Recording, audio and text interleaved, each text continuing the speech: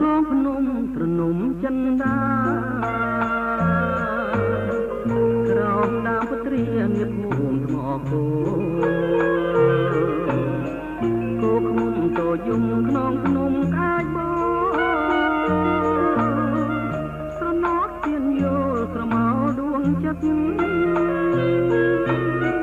យើងអង្គុយលេងស្ដាប់លេងពីយ៉ា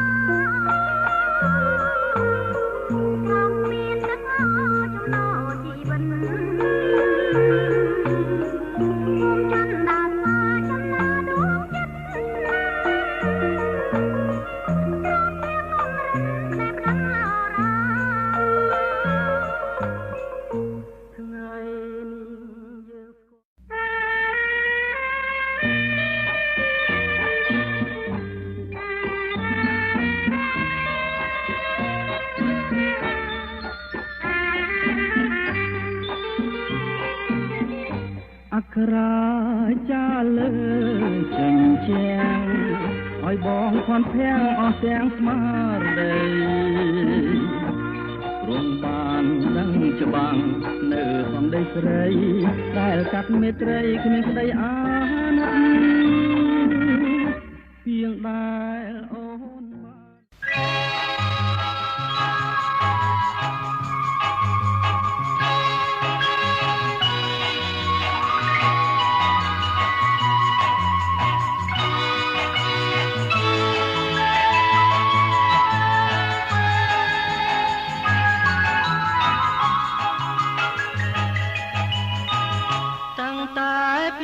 ខ្ញុំធ្លាប់បានស្គាល់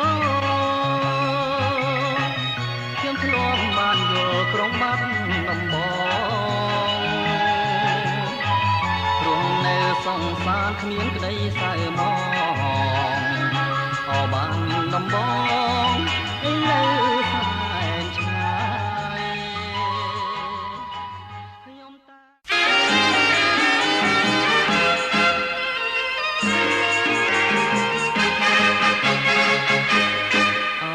ប្រលឹងទៅណាពីព្រឹងប្រលឹមហាងញញឹមសូមស្រីប្រណីវាចា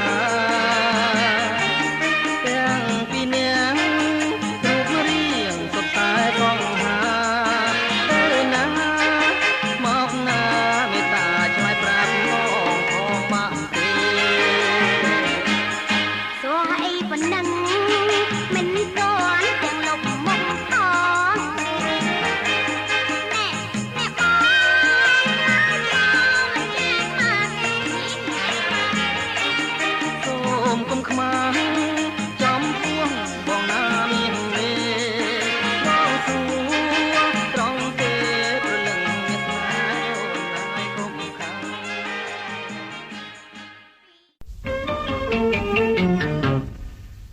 ស៊ីណាស្នេហាបងថ្ងៃនេះអូនសើចថ្ងៃស្អែកអូនយំថ្ងៃនេះអូនធ្វើរុករំទុំថ្ងៃខាងនេះមកពីនឹងបងតាហេតុអ្វីអាស៊ីណាស្នេហាបងថ្ងៃថាប្រុសថ្ងៃថាទេថ្ងៃនេះអូនថាស្រឡាញ់បងថ្ងៃស្អែកអូនអត់ថាមិនស្នេហ៍តាហេតុអ្វីរៀមខូចចិត្តព្រោះតែអូន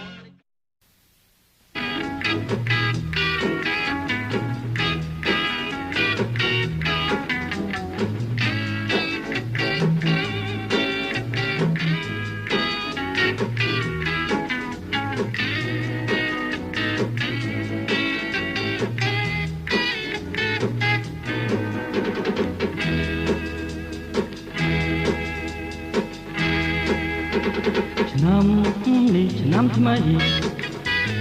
នាំនេះឆ្នាំថ្មីនេះជារីសម័យចិនសំពីលៀងពេងសង្ហា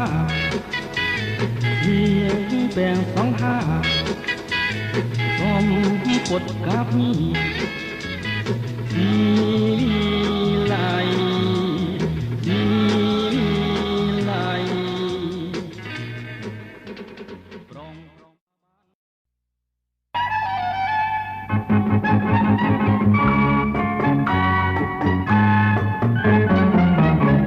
ម្ចាស់ថ្លៃហើយ10ឆ្នាំហើយគ្រាន់តែដើររកស្រីបោះភ្នែកមន់ព្រៃខ្លាចចិត្តដូចកាកៃខ្មោចដៃងាយងាយរត់រកគ្រប់ទីថាខ្ញុំមានងាររកប្រពន្ធបានទេដូចជាត្រូវដែរអាយុជាង40តែកំឡុងរឿងយកមែនតែនៅតែត្រូវណែកក្រមុំរាប់សែនរឿងយកមែនតែនៅតែមិនត្រូវណែកដើររឿងម្នាក់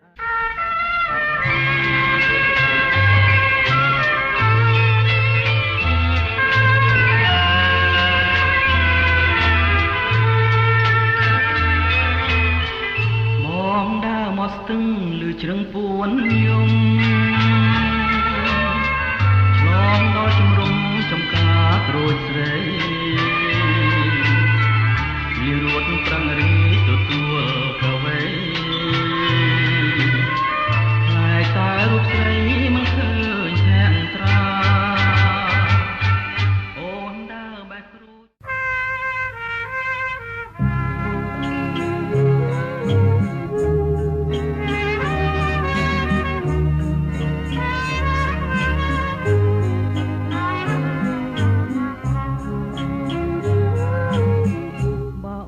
បានបងអូនហើយកុំភ័យ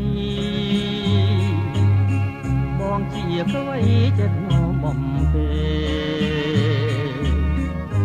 ទៅណាមកណាក៏មិនខ្មាំងគេអូនប៉ុននឹងដែរមានអីទៅព្រួយនៅជាមួយបងនួនល្អ